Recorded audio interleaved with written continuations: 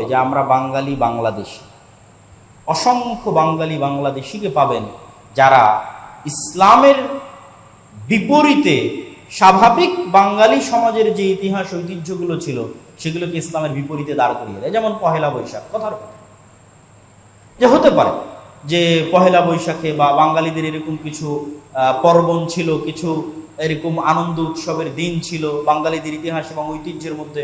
তা আপনি বাঙালিদের সেপারেট ভিন্ন ইতিহাস ঐতিহ্যকে নিয়ে যখন গর্ববোধ করবেন এবং সেটাকে ইসলামের বিপরীতে দাঁড় করিয়ে দিবেন, এটা শুধু আজ বাংলাদেশে হচ্ছে, ইরানে হচ্ছে তা না, এটা এখন আরব কান্ট্রিগুলোতেও হচ্ছে।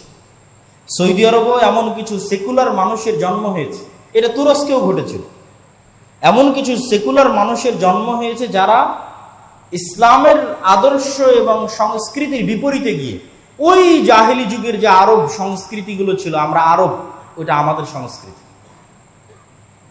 ওইটাকে নিয়ে এসে ইসলামের বিপরীতে দাঁড় করিয়ে দিচ্ছে। আসসালামু আলাইকুম কেন বলতে হবে? এটা তো মোহাম্মদ সাল্লাল্লাহু আলাইহি ওয়াসাল্লামের নিয়ে আসা ভাষা। আমাদের আরবদের সংস্কৃতি ছিল হাজার হাজার বছরের, যে আমরা সাবাহ আল খায়ের, সাবাহ আল নূর বলবো।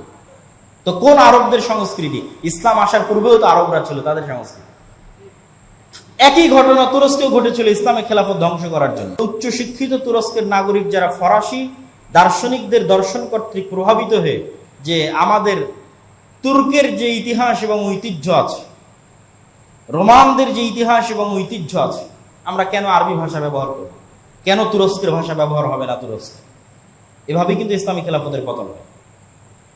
তো এই জিনিসটা অস্বাভাবিক কিছু নয় যে আমি এটা শুধু পারস্যদের উপর চাপিয়ে দিচ্ছি, ইরানের উপর চাপিয়ে দিচ্ছি, এরকম না। এটা অস্বাভাবিক কিছু নয়, হতেই পারে, কিন্তু এইটা কখনোই প্রমাণ বহন করে না যে আপনি পরিপূর্ণ ইসলামে প্রবেশ করেছেন। উদখুলু ফিস সিলমি কাফা, আপনাকে পরিপূর্ণরূপে অন্তরের অন্তরস্থল থেকে পরিপূর্ণরূপে ইসলামে প্রবেশ করতে হবে। আসলে হুসাইন রাদিয়াল্লাহু তাআলা আনহুর প্রতি এই মাত্রাতিরিক্ত ভালোবাসা এবং তার সন্তানদের প্রতি এটি হুসাইন রাদিয়াল্লাহু তাআলা আনহুর কারণে নয়।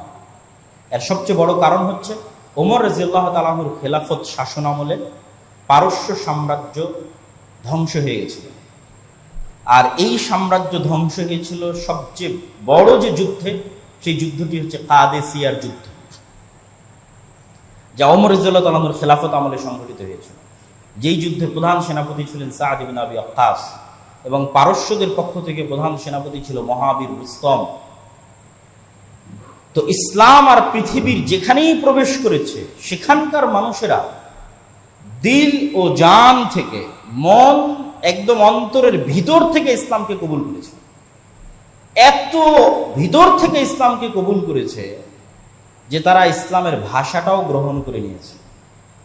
মক্কা থেকে তেহরানের দূরত্ব যত, মক্কা থেকে কর্ডোভা এবং গ্রানাডার দূরত্ব তার চেয়ে অনেক বেশি।